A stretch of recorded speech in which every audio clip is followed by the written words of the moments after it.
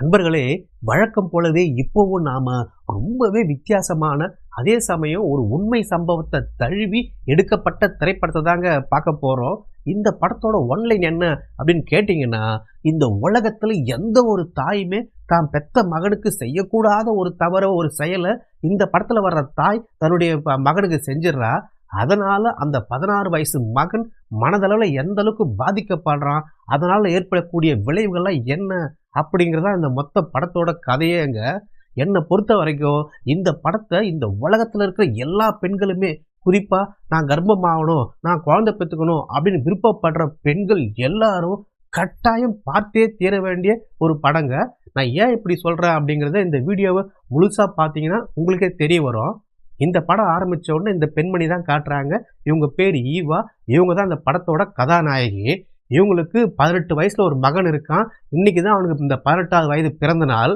ஆனா அந்த மகன் தற்சமயம் ஜெயில்ல ஆயுள் தண்டனை கைதியா இருக்கான். இப்ப தான் மகனை பார்க்கறதுக்காக இவங்க வீட்டுல ராத்திரி தூங்கி எந்திரிச்சு காலம்பர ரெடி ஆகலான்னு வீட்டுல இருந்து வெளியே வந்து பார்த்தா, இவங்க வீட்டு செவுத்துலலாம் வந்து சிவப்பு பெயிண்ட் ஊத்தி வச்சிருக்காங்க. இவங்க கார் மேலாம் வந்து சிவப்பு பெயிண்ட் ஊத்தி வச்சிருக்காங்க. அதாவது அந்த ஊர்க்காரங்க இந்த பெண்மணியை வெறுக்கிறாங்க. இவங்களுக்கு எதிர்ப்பு தெரிவிக்கிறாங்க. சரி, ஒரு வழியா அவங்க அந்த கார்லாம் தொடச்சிட்டு ரெடி ஆகிட்டு கிளம்பி போறாங்க. அப்படி போற வழியில சில பெண்கள் நம்ம கதாநாயகியை வழிமறிச்சு கன்னத்திலே பலார் பலார்னு அறையிறாங்க. அதையும் நம்ம கதாநாயகி அப்படியே அமைதியா அடி வாங்கிட்டு அப்படியே மறுபடியும் நடந்து போயிட்டே இருக்காங்க. சரி, ஏன் இந்த ஊர்க்காரங்களாம் இந்த பெண்மணி இப்படி வெறுக்கிறாங்க, பார்க்குற பெண்களாம் இவங்களை அடிக்கிறாங்க, இவங்க மகன் ஏன் தற்சமயம் ஜெயிலில் ஆயுள் தண்டனை கைதியா இருக்கான் அப்படிங்கிறதெல்லாம் வந்து இந்த அம்மா அப்படியே ஃப்ளாஷ்பேக்காக நினச்சி பார்க்குறாங்க. இப்போ சில வருஷத்துக்கு முன்னாடி இவங்களுக்கு திருமணம் ஆகுது. இவங்க கணவரை இவங்க திருமணம் செஞ்சுக்கிறாங்க. இவங்க கணவரும் இவங்களும் ரொம்ப உல்லாசமாக சந்தோஷமாக சிற்றின்பத்தில் ஈடுபடுறாங்க. அதன் விளைவாக இவங்க வந்து கர்ப்பம் தரிக்கிறாங்க. இவங்க கர்ப்பமாக இருக்கிற காலகட்டத்தில் இவங்க கணவருக்கும் இவங்களுக்கும் ஒரு பயங்கரமான வாக்குவாதம் ஏற்படுது. அது என்ன வாக்குவாதம் அப்படிங்கிறது இந்த வீடியோ போக போக உங்களுக்கு புரிய வரும். அப்படியே கொஞ்ச நாள் கழித்து 10 மாதம் ஆனதும் இவங்க நல்லபடியாக ஒரு அழகான ஆண் குழந்தையை பெற்றெடுக்கிறாங்க. அந்த குழந்தைக்கு கெவின் அப்படின்னு பேர் வைக்கிறாங்க. ஆனா அந்த குழந்தை விடாம தொடர்ந்து அழுதுகிட்டே இருக்கு. இவங்களுக்கு வந்து தொந்தரவு பண்ணிட்டே இருக்கு. இவங்களுக்கு நிம்மதியே இல்லை. அந்த குழந்தை வீல் வீல் வீல்னு அழுதுகிட்டே இருக்கு. இவங்க எவ்வளோ சமாதானப்படுத்தி பார்க்குறாங்க. ஆனா இந்த தாலாட்டு பாடுறாங்க. என்ன பண்ணாலும் அந்த குழந்தை வந்து சமாதானமே ஆக மாட்டேங்குது.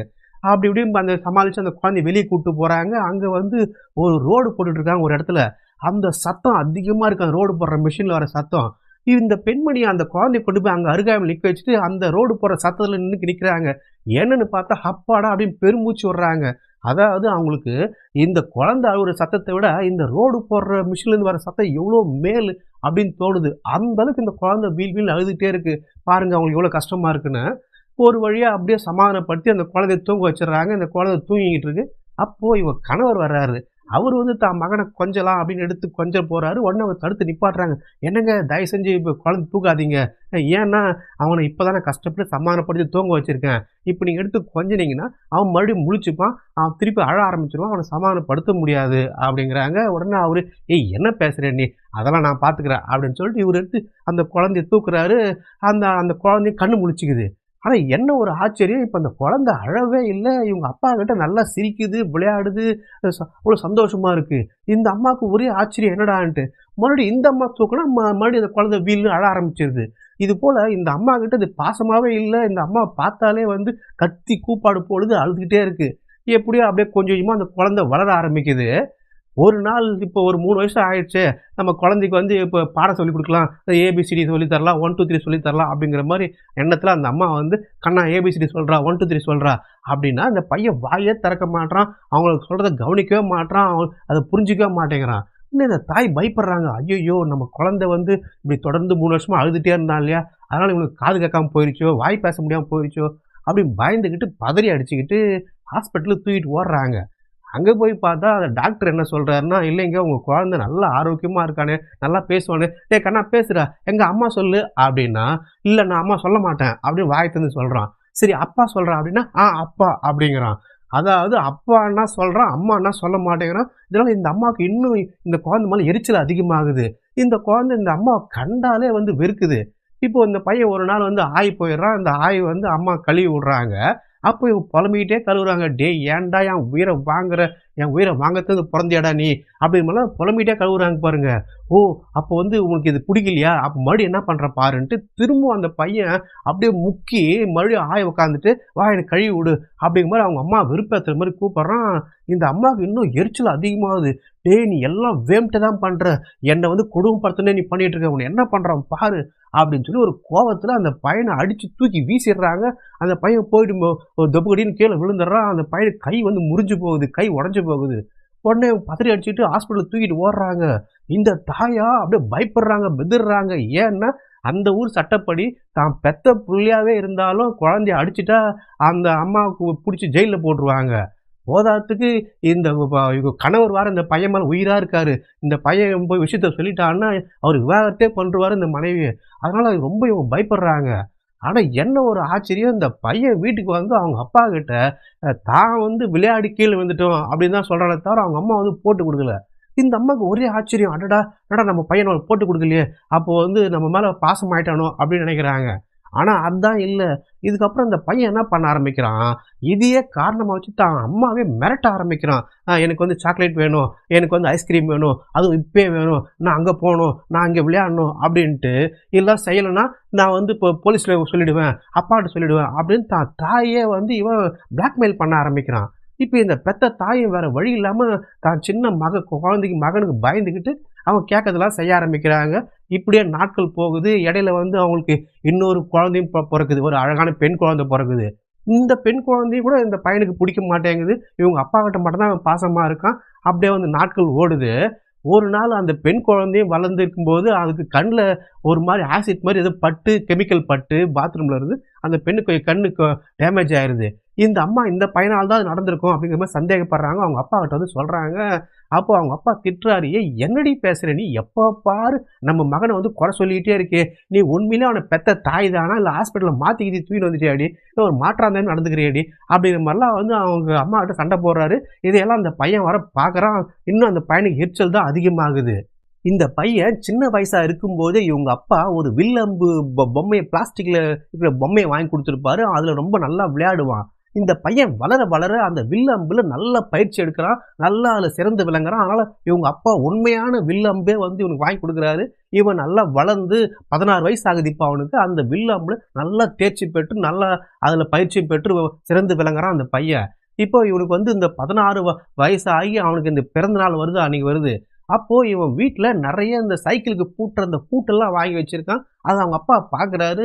டே கண்ணா, உங்ககிட்ட சைக்கிளே இல்லையாடா, எதுக்கு இவ்வளவு பூட்டு வச்சிருக்க நீ அப்படின்னு கேட்டவொன்னு அந்த பையன் சொல்றான், அது ஒன்றும் இல்லைப்பா, நான் இதை வந்து இன்னும் அதிகமாக காசு மேலே கூட வச்சு என் கிளாஸில் இருக்கிற பிள்ளைங்களாம் நான் சேல்ஸ் பண்ணிடுவேன் அப்படிங்கிறான். இதை கேட்டால் அவங்க அப்பாவுக்கு அவ்வளோ சந்தோஷம். ஆனால் பரவாயில்லையே, இப்போ இந்த வயசில் நம்ம மகன் வந்து நல்ல ஒரு வியாபார யுக்தியில் இருக்கானே, ஒரு வியாபார ஆர்வத்தில் இருக்கானே, இவன் பெரிய பிஸ்னஸ் மேனாக வருவான் அப்படிங்கிற மாதிரிலாம் வந்து பெருமைப்பட்டுக்கிறாரு. அதுக்கப்புறம் அந்த பையன் ஸ்கூலுக்கு போயிடுறான். இப்போ ஸ்கூல்ல இருந்து அவங்க அம்மாவுக்கு ஒரு ஃபோன் வருது, நீங்க உடனே கிளம்பி வாங்க, மிகப்பெரிய விபரீதம் நடந்துச்சு, உடனே கிளம்பி வாங்க அப்படின்றாங்க. இவங்களும் பதட்டப்பட்டு போயிட்டு அந்த ஸ்கூல்ல போய் பார்த்தா இந்த பையன் என்ன பண்ணி வச்சிருக்காங்கன்னா, இந்த பூட்டெல்லாம் வாங்கி வச்சிருந்தான் இல்லையா, அந்த பூட்டெல்லாம் அந்த ஸ்கூல்ல இருக்கிற நாலா பக்கம் இருக்கிற மெயின் டோர் கதவையெல்லாம் சாத்தி அந்த பூட்டை போட்டு பூட்டிட்டு எந்த பசங்க வெளியே போக முடியாம லாக் பண்ணிட்டு இவன் வச்சிருக்கிற அந்த வில்லம்பு எடுத்து எல்லா மாணவர்களையும் அந்த வில்லம்புலேயே வந்து தாக்கியிருக்கான். அதுல 9 மாணவர்கள் இறந்து போயிட்டாங்க. நிறைய மாணவர்கள் வந்து படுகாயம் அடைஞ்சிருக்காங்க. இப்போ போலீஸ் இந்த பையனை அரெஸ்ட் பண்ண வருது. இந்த பையன் வந்து சிரிச்சுக்கிட்டே எந்த ஒரு குற்ற உணர்ச்சியும் இல்லாம சந்தோஷமா வந்து அந்த போலீஸ்ட்டு அரெஸ்ட் ஆகி போறான். இப்போ இவங்க அம்மா வந்து பார்த்து அப்படியே திடுக்கிட்டு போறாங்க. அன்னைக்கு தான் அவனுக்கு 16 வயசு. இவங்க கொண்டு போயிட்டு அவனை ஜெயிலில் அடைச்சிடுறாங்க. அதுக்கப்புறம் இவங்க வீட்டுக்கு வந்து பார்த்தா இவங்களுக்கு இன்னொரு பேர் வச்சு காத்துக்கிட்டு இருக்கு. என்னன்னு பார்த்தா இங்க ஏற்கனவே அவங்க தங்கச்சியும் அவங்க அப்பாவையும் அந்த வில்லம்பு வச்சு கொண்டுட்டு தான் வந்து இவன் ஸ்கூலுக்கே போயிருக்கான். அவ்வளோ மிகப்பெரிய ஒரு பாதக செயலை இந்த பையன் செஞ்சுருக்கான். அதுக்கப்புறம் இந்த அம்மா அடிக்கடி அந்த பையனை போய் ஜெயிலில் பார்க்குறாங்க. அவன்கிட்ட கேட்குறாங்க எது அப்படி செஞ்சுன்னு. அவன் வாயே திறக்கல. 2 வருஷம் இப்படி ஆயிடுச்சு. இப்போ அவனுக்கு 18 வயசு பூர்த்தி ஆயிடுச்சு. இப்போ வந்து அந்த சிறுவர் ஜெயிலிருந்து பெரியவங்க ஜெயிலுக்கு வந்து கூட்டு போகிறாங்க. இன்னைக்காவது என்ன சொல்கிறேன்னா பார்க்கலாம் அப்படிங்கிறதுக்காக வந்து இப்போ இவங்க ப்ரெசென்ட்டில் காட்டுறாங்க. இந்த அம்மா போயிட்டு அந்த பையன் முன்னாடி உட்காந்து கேட்குறாங்க, டே கண்ணா இப்போவாது சொல்கிறா, ஏன்டா இப்படி செஞ்ச அப்படின்னா. இப்போ தான் அந்த பையன் வாய் திறந்தே பேசுகிறான். என்ன சொல்கிறான்னா, நான் இத்தனை நாளாக வந்து இது ஏன் செஞ்சு எனக்கு தெரியும்னு நினச்சேன், ஆனால் இப்போ தான் வந்து எனக்கு தெரியல அப்படின்றத உணர்ந்தேன் அப்படிங்கிறான். அதுக்கு என்ன அர்த்தம் அப்படின்னு கேட்டிங்கன்னா, இந்த பையனுக்கு வந்து இவங்க அம்மா பிடிக்காது இல்லையா? இப்போ அந்த இந்த அந்த செயல் அவன் செய்யும்பொழுது, அப்படி ஒரு கொடூரத்த அவன் செய்யும்போது அவனுக்கு 16 வயசு தான். அந்த ஊர் சட்டப்படி அந்த வயசுல குடுக்குற வாக்குமூலத்த வந்து ஏத்துக்க மாட்டாங்க. 18 வயசு பூர்த்தியான பிறகு தான் அந்த பையன் குடுக்குற வாக்குமூலம் ஏற்கப்பட்டு அதுக்கு தகுந்த தண்டனை வந்து வழங்கப்படும். அதனால இந்த பையன் என்ன நினைச்சான்னா, அந்த 18 வயசு ஆனதுக்கு அப்புறம் தான் தாய வந்து போட்டு குடுக்கலாம். எங்க அம்மா தான் இதுக்கெல்லாம் காரணம். எங்க அம்மா தானே எல்லாரையும் கொலை பண்ண சொன்னாங்க. நான் கொலை பண்ணேன் அப்படின்னு சொன்னா, தான் அம்மாவ வந்து கைது பண்ணி அவங்களுக்கு தூக்கு தண்டனை குடுத்துருவாங்க. அப்படின்ற எண்ணத்துல தான் அந்த பையன் வந்து இவ்வளவு நாளா வந்து உண்மைய சொல்லாம, இப்ப அம்மா போட்டுதல்ன்னு நினைச்சிருந்தான். ஆனா என்னமோ தெரியல, இந்த 18 வயசு ஆன உடனே அவனுக்கு ஒரு மனப்பக்குவம் ஏற்பட்டுருச்சு. மனசுல வந்து ஒரு மாற்றம் ஏற்பட்டுருச்சு. ஆக தான் தாய வந்து நம்ம போட்டு குடுக்க தேவையில்ல. அவங்க மேல தப்பு இல்ல. நாமளே அந்த தப்ப ஏத்துக்கலாம். அப்படிங்கிற மனமாற்றத்துக்கு வந்துட்டான். ஆனா இப்பதான் இந்த அம்மாவுக்கு குற்ற உணர்ச்சி ஏற்படுது. ஏன்னா இந்த அம்மா கவுன்சிலிங் பண்ண டாக்டர்ஸ்லாம் என்ன சொல்றாங்கன்னா, மனோதத்துவ நிபுணர்லாம் இந்த பையன் இவ்ளோ கொடூரமா மாறுறதுக்கு காரணமே இந்த தாய் தான் அப்படிங்கிறாங்க. ஏன் அப்படிங்கிறது தான் இப்ப விஷயமே வருது பாருங்க. நான் ஆரம்பத்திலே இந்த வீடியோட ஆரம்பத்திலே சொல்லியிருப்பேன். இவங்க வந்து முதல்ல கர்ப்பமா இருக்கும்போது இவங்க கணவருக்கும் இவங்களுக்கும் ஒரு மிகப்பெரிய வாக்குவாதம் நடந்துச்சு அப்படின்னு சொன்னேன் இல்லையா? அது என்னன்னா, இவங்களுக்கு வந்து இந்த குழந்தைய பெத்தெடுக்கிறதுல சுத்தமா விருப்பமே இல்ல. இவங்க வந்து எதேர்ச்சையா கர்ப்பம் ஆயிட்டாங்க. ஆனா அந்த குழந்தைய பெத்துக்கிறதுல விருப்பம் இல்ல.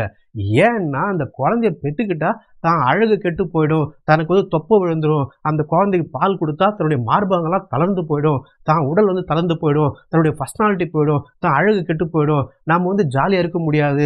வெளிய பார்ட்டிக்கெல்லாம் போ முடியாது. இந்த குழந்தைய பெத்துட்டா இதுக்கு வந்து நம்ம மூத்திரம் அள்ளி போடுறதுக்கும், அதுக்கு பால் குடுக்கறதுக்கும், அதுக்கு வளர்ந்தா ஸ்கூலுக்கு கூட்டு விடுறதுக்கும், இதுக்கே நம்ம வாழ்க்கை வந்து இப்போ போயிடும். அது குழந்தைகள் நம்ம அடிமையா தான் இருந்திருக்கணும். நம்ம சந்தோஷமா இருக்க முடியாது. அந்த குழந்தைக்கு நம்ம வாழ்க்கைய தியாகம் பண்ண வேண்டியிருக்கும். இப்படியெல்லாம் யோசிச்சு இந்த தாய் இந்த குழந்தைய வேணாம், அந்த கருவிலே கலைச்சிடலாம், அபார்ஷன் பண்ணிடலாம் அப்படின்னு சொல்லி இந்த கணவர்கிட்ட சொல்றாங்க. ஆனா அந்த கணவர் வந்து இதுக்கு ஒத்துக்க மாட்டேங்கிறார். இல்ல, இல்ல, இது நம்ம குழந்தைய கலைக்கிறது வந்து ரொம்ப மிகப்பெரிய பாவச் செயல். அதுவும் இது வந்து நம்மோட குழந்தை. நம்ம அந்த பாவத்தை செய்யக்கூடாது. நீ கட்டாயம் இந்த குழந்தைய பெத்தெடுத்தே ஆகணும் அப்படின்ட்டு அவர் ரொம்ப வந்து கட்டாயப்படுத்துறதுனால, கணவரோட வலுக்கட்டாயத்தின் பேர்ல தான் அந்த குழந்தைய பெத்துக்க அவங்க சம்மதிக்கிறாங்க. அவங்க அந்த கர்ப்ப காலத்துல கூட பாருங்க, இது கூட இருக்கிற மத்த கர்ப்பிணி பெண்களோட அந்த பயிற்சியெல்லாம் ஈடுபடும்போது ரொம்ப சந்தோஷமா அந்த கர்ப்பத்த வந்து அவங்க அனுபவிக்கிறாங்க, அத ரசிக்கிறாங்க, அத ஏத்துக்கிறாங்க. ஆனா இந்த பெண்மணி, அட எதுக்குடா இந்த சனிய நம்ம வயித்துல சுமந்துகிட்டு இருக்கோம் அப்படிங்கிற வேண்டா வெறுப்பா அந்த குழந்தைய சுமந்துகிட்டு இருக்காங்க. இதுல விஷயம் என்னன்னா, இந்த வயித்துக்குள்ள இருக்கிற குழந்தைக்கு இதெல்லாம் வந்து தெரியுது. அந்த குழந்தையால இதெல்லாம் உணர முடியுது. தான் தாய்க்கு தன்னை பிடிக்கல, தன்னை வந்து அழிக்கணும், தன்னை கொல்லணும்னு நினைக்கிறாங்க அப்படின்ட்டு. இதுதான் அந்த டாக்டருங்க மனோதத்துவ நிபுணர் சொல்றாங்க. இது அறிவியல் பூர்வமான உண்மை அப்படிங்கிறாங்க. ஒரு குழந்தையால தான் தாயோட எண்ணங்கள, செயல்கள, நடவடிக்கைகள உணர முடியும், புரிஞ்சுக்க முடியும் வயித்துக்குள்ள இருக்கும்போது அப்படின்னுட்டு சொல்ல வர்றாங்க. ஸோ அந்த மாதிரி வயித்துக்குள்ள இருக்கும்போது அந்த குழந்தை இந்த தாய் வந்து தன்னை கொல்றான்னு புரிஞ்சுக்கிட்டதுனால தான் இது பிறந்ததுக்கு அப்புறம் இந்த தாயை வந்து சுத்தமா வெறுக்குது. அந்த தாய்கிட்ட வந்து அன்பாவே இல்ல.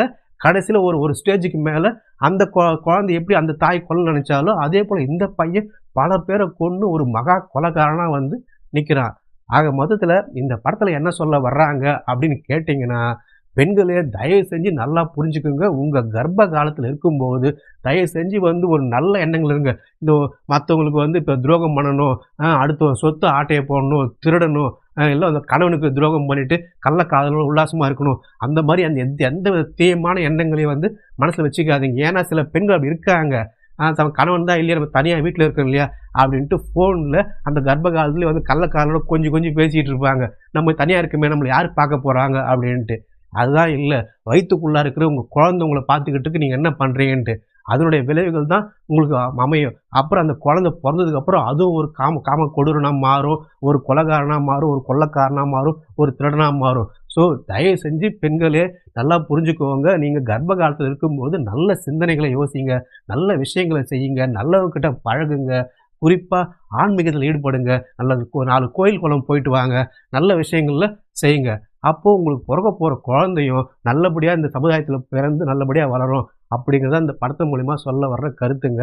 நண்பர்களே, இந்த படம் உங்களுக்கு பிடிச்சிருந்தா, இது போல ரொம்ப வித்தியாசமான உண்மை சம்பவங்கள அடிப்படையா வச்சு எடுக்கப்பட்ட திரைப்படங்களோட கதைகளெல்லாம் நீங்க தெரிஞ்சுக்க விருப்பப்பட்டா மட்டும், இப்பவே நம்முடைய இந்த சேனல சப்ஸ்கிரைப் செய்து பக்கத்துல இருக்க பெல் பட்டனையும் ஆன் செய்து வச்சுக்கோங்க.